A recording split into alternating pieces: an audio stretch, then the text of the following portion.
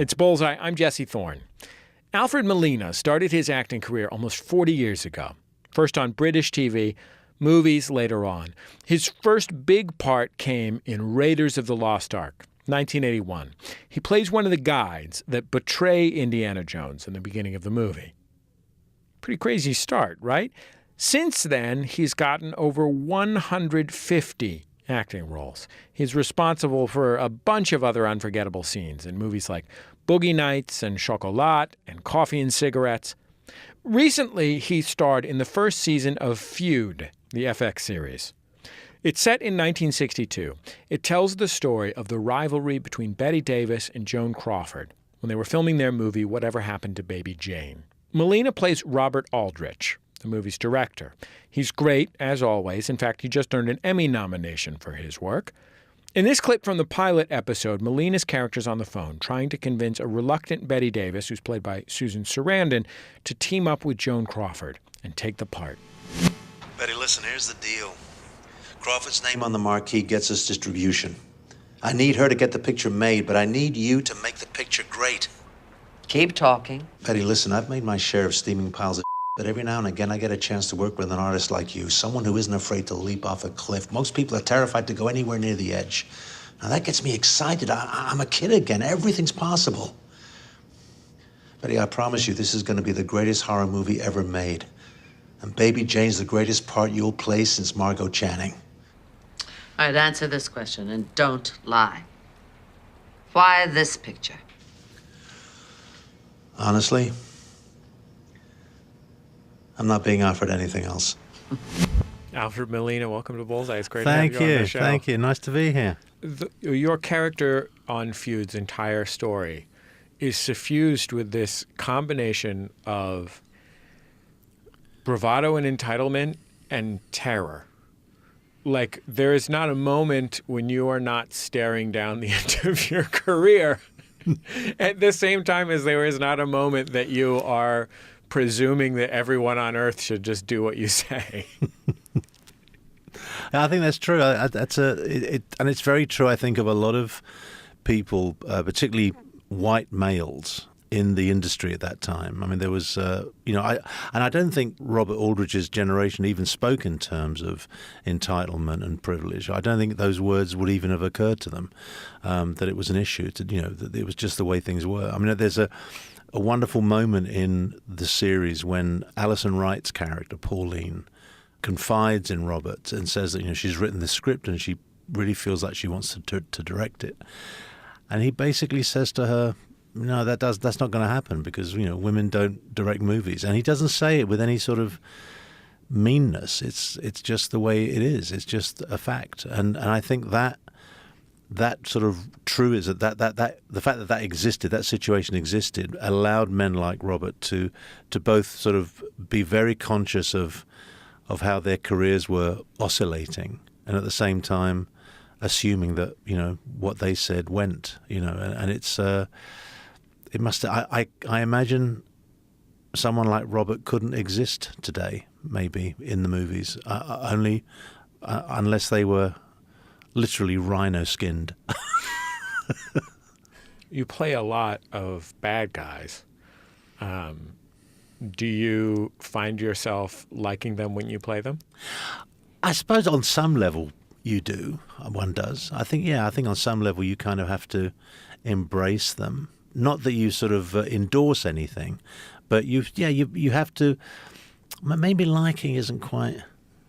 I can only speak for myself. I accept them, I think, But there again, the villains I've played have very often been sort of villains in a kind of rather sort of extreme, heightened way.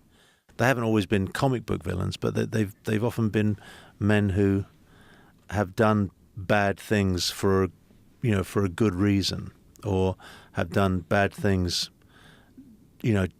has been a motivation for something else, So there's always a reason for it, But I think you have to embrace your characters, if only so as not to misrepresent them, if anything. You did play a literal comic book villain.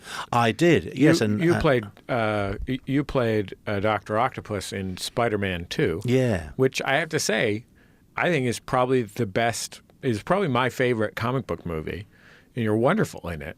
Well, thank you. That movie is a blast. It's a really, I mean, I think, it's 15 years later, and you can see a little bit of age on it these days. Oh yeah. But that movie is Nothing ages quicker than acting styles and kind of movie styles. Nothing ages quicker. It's amazing. Well, certainly computer graphics are one of the things that ages the most poorly. But that movie is a really fun movie.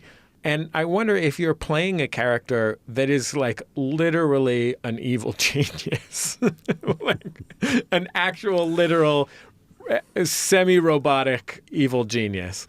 How much of that is you seeking grounded humanity, and how much of it is you letting on that you're enjoying being a robot man? Well, I think it's 50-50. I think you have to. Again, this goes back to the whole idea about you don't just embrace the character, but you embrace the world that the character's they're operating in. And I think there's nothing worse than getting into one of those movies, particularly those kind of the whole comic book world of villains and superheroes. You can't go in there with a sort of attitude like you're going to be ironic about it, because that just doesn't work. You're on a hiding to nothing. You have to embrace it, and it has to be in some way as authentic as you can make it. But that doesn't mean that you can't have fun along the way. Yeah. I mean, the late Bob Hoskins once said beautifully that he loved playing villains, and these are the 3 reasons he gave. You work for about half the time as the leading man. They treat you like the crown jewels, and if the movie sucks, nobody blames the bad guy. And the thing is, it's absolutely true. You can hate a movie. No one ever comes out kind of going, the villain was terrible. No, because the villain, the actor or actress who gets to play the villain, has such wonderful license to have fun, to kind of, you can legitimately chew the scenery when you're playing the bad guy. So there's that element which makes it a lot of fun to play. But then there's that whole other side, which is you want to make a villain at least give him some depth, give him some dimension, give him somewhere to go. So if you have the moment of regret, the moment of redemption, the moment when the villain suddenly does the right thing, or sacrifices him or herself to do the good thing, that moment can mean something. It can have some value, not just for the story, but also for the audience. So it's a great gig to play the bad guy. It's a great gig. It really is. It's Bullseye. I'm Jesse Thorn. My guest is Alfred Molina. His latest role is in the FX show Feud. He was just nominated for an Emmy. I want to talk to you a little bit about your life. Ooh. You grew up in London. I can hear the listeners turning off. You grew up in London, the child of 2 immigrants. Mm-hmm. Your father from Spain and your mother from Italy. And I wonder how you thought of yourself as a kid. Did you feel English? I remember feeling English at times. I remember desperately wanting to feel English, but somehow England always somehow reminding me and my family that we weren't. It was, I was born in 1953, so I was growing up in the late 50s and 60s, early 60s.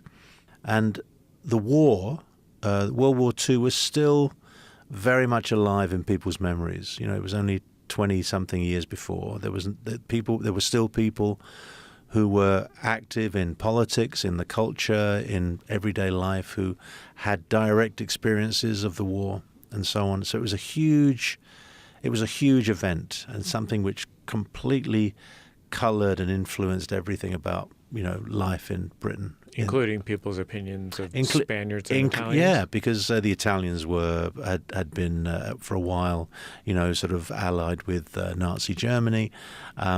Spain had a fascist dictator who had remained neutral. But there was always the British have always had a very good talent at reminding you, making you feel very welcome, but at the same time reminding you that you're not quite British. You're not, and so I kind of was aware. I was conscious of that a lot, but on a day-to-day basis, I was the recipient of lots of different influences. My parents worked in the catering business. My father was a waiter, and my mother cleaned rooms in hotels. We watched British TV, even though most of it was American. We ate Spanish food and Italian food, and I sometimes longed for English food, which oddly enough, my parents didn't cook very well. I think I was maybe the only kid in my class that actually enjoyed school dinners. So there was a lot of confusion, but the one thing that was constant was my parents' attempts to assimilate. They worked very hard at learning English, and they learned English very well. They both had a real skill for languages. They both learnt each other's language and English. Obviously, they had French in common. They could read, write, and speak fluently. So they were very proud to be there and very happy to be there, and they worked very hard.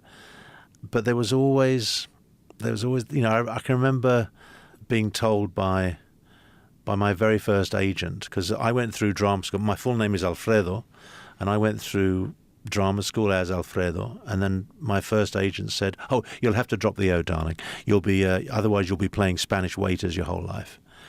And I was thinking about that recently, and I suddenly thought, can you imagine someone saying that nowadays to, I don't know, Benicio del Toro? Can you imagine someone saying, "Benny"? It's too ethnic. I sort of. I'm sorry that I acquiesced now. I'm sorry that I took his advice. I want to play maybe the most famous scene that you have ever been in. It was your first film, a movie called Indiana Jones, Raiders of the Lost Ark. Maybe some of our audience have heard of it. They may, if they don't remember it from the film, they probably remember this scene from the ride at Disneyland. So you played the Peruvian guide of Indiana Jones. You betray him after stealing a golden idol, which leads to a boulder that both of you have to outrun. Maybe the boulder comes immediately after you no longer can do any running. Let's take a listen as your character is on the other side of a crevasse from Indiana Jones. Give him the whip. Throw me the idol. No time to argue. Throw me the idol. I throw you the whip.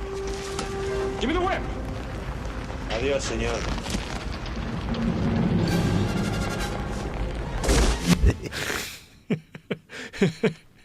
You've now spent, I guess, like 35 years or something like that as the throw me the whip, throw me the idol guy. Yeah.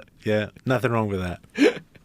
Like, you would think that being Dr. Octopus would perhaps outclass being the throw me the whip, throw me the idol guy. But I imagine that those are, I was going to say a burden that you carry, but the wings on your back will always be. There is no throw me the whip, throw me the idol. There is no burden. There is no burden involved whatsoever. This is the one thing when actors complain about, getting stuck in, oh God, everyone keeps mentioning that line or that line. I start to lose my patience, because this is, I'm very flattered. I'm very flattered that I'm, I'm part of I'm a tiny little part. I'm a tiny little footnote in the history of movies, and that's delightful to me. Here in our office, when we booked you on the show, there was a sort of collective understanding that we would be playing a scene from the movie Boogie Nights, which, if anyone, it's a wonderful film, the film that in some ways established Paul Thomas Anderson as one of America's great cinematic auteurs. And it's also a totally bonkers movie, just like super bonkers. Your scene, one of the more bonkers scenes in the movie, there was some discussion of like, does this even mean anything on a radio show? So basically, Mark Wahlberg is the protagonist, a guy named Dirk Diggler, who's a porn star who eventually starts to dabble in drug dealing and phony drug dealing. And they go to meet your character, who's named Rahad Jackson. And it's really crazy. There's a giant dude in a bathrobe with a knife inside his bathrobe. And your character is high as balls. And he has a giant revolver. And also another guy just off screen is playing with firecrackers. So let's take a listen. That thing's not loaded, is it? Not yet. Is that silver? Look, so that's not. Don't point. Don't. You do not point the gun, please, sir. Todd. Why, you think I can't do it? No. Huh? Wait. No. Huh? Don't. You think I can't do it? Sir, wait. Why, you want to see me do it? Huh? You dare me? Huh? No, we don't dare you.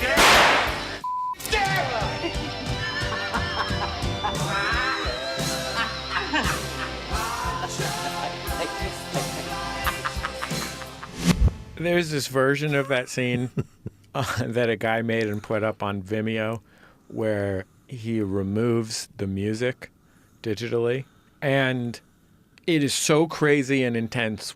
I'm like, the music is so fun that it gives the House of Mirrors terror quality and edge of fun.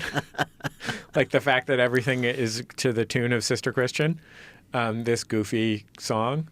But like, it must have been crazy to do that over and over on a soundstage or whatever. Well, it was, but it was our director, Paul Thomas Anderson, did a very clever thing, which I thought was brilliant, and it was all to do with tone and texture. He wanted the young actor who was playing my houseboy, as it were, who was lighting the firecrackers. He instructed him to just light the crackers in his own time, not to worry about continuity or, as each take, just to do it whenever he felt like it. And the crackers were full bore, as it were, so they were very loud. A sound man's nightmare, but, they went with it. So the three actors, Thomas Jane and Mark Wahlberg and John C. Reilly, who was sitting on the sofa sort of watching me, they could hear those firecrackers going off at full volume, and they didn't know when it was coming. So every time they reacted, every time they kind of jumped or got freaked out by the noise, was completely genuine. But P.T. Anderson wanted my character to kind of float through this completely unaffected by it.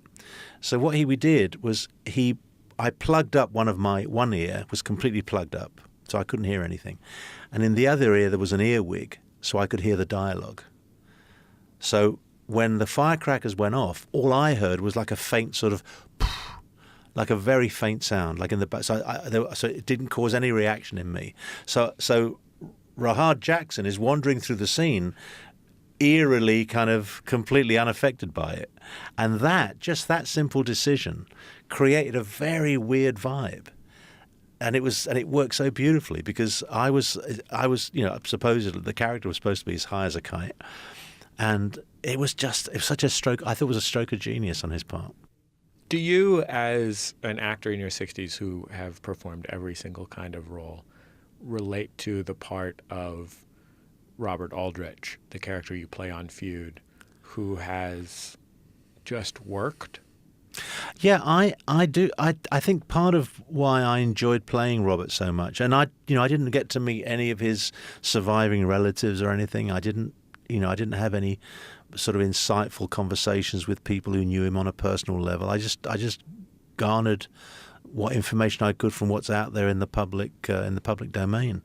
But I enjoyed playing him because I related to him in many ways, and one of the things was this was his job, and he loved his job, but it was his job. He never spoke about his job in any kind of way that was mystical or some way, like it was some strange sort of moment of, connection between him and something cosmic. I mean, when I get a little frustrated with that approach to acting. When people talk about it as if it's some kind of strange metaphysical event that only they know about. It's a craft, it's a job, and my pleasure in the job is being able to utilize whatever skill I've got to the best advantage, and but I see it as a craft. It's a craft that I practice, and I think my connection with Robert Aldrich was that I could see that in his work. You're listening to Bullseye. I'm Jesse Thorn. I'm talking with the actor Alfred Molina. Lin-Manuel Miranda has that line in Hamilton, "The immigrants, we get the job done." Yeah. I wonder if you, having gone into the most frivolous of all professions, if there is a part of the way that you approach your work that comes from the fact that your parents were immigrants who chose on your behalf in large part to live a life of painful and difficult work. I'm sure that could well be. I don't quite know to what extent or how deep that goes, but I think you're right. I think there is. I don't know if it's a kind of anti-intellectualism on my part, or whether I'm just being defensive, or if I'm just trying hard not to sort of be honest with myself about it. But I've always thought that my parents' experience of being immigrants to the UK and my own experience of being an immigrant to America has given me a perspective that is more to do with just wanting to do the job rather than wanting to kind of talk about the job. I mean, I talk about acting. I do a bit of teaching occasionally. I'm happy to talk with younger actors about my experiences, and whatever they glean from that is great. If anything, but I don't talk about the work as if it was art. It's a craft, in my opinion. I try not to use the word artist when I'm describing anything I'm doing or anything I'm about. I see myself as a craftsperson, and my job is part of a bigger storytelling process. That's why my only criteria was to stay employed, and that's something I learned from my parents. That's something that I watched them do, and something that at one point in my life, I kind of despised them for it, but now I respect them enormously for what they had to deal with, what they had to sacrifice, what they put up with, what they achieved. And any story, and I think playing characters who are not from where they are, playing characters who are foreign in some way, maybe that's part of it as well. Maybe the attraction of playing those parts is to do with their experience and mine. But as far as the work's concerned, I take my work very seriously, and I really admire other people's work. I'm a fan. I'm a consumer of good work as much as I try to be a practitioner. But it is a job. It's a gig. It's a craft that if you're lucky enough to stay on the bus and keep working at it, you can get better at it. Well, Alfred Molina, a.k.a. Alfredo Molina. Thank you. A.k.a. Fred Molina. That's right. Thank you so much for joining me on Bullseye. It was really great to get to talk to you. Likewise. It's been a real pleasure. Thank you. Alfred Molina. Make sure to watch him in Feud. It is really, really amazing TV. And also, while you're at it, watch Spider-Man 2. Have you not seen Spider-Man 2? Go see Spider-Man 2.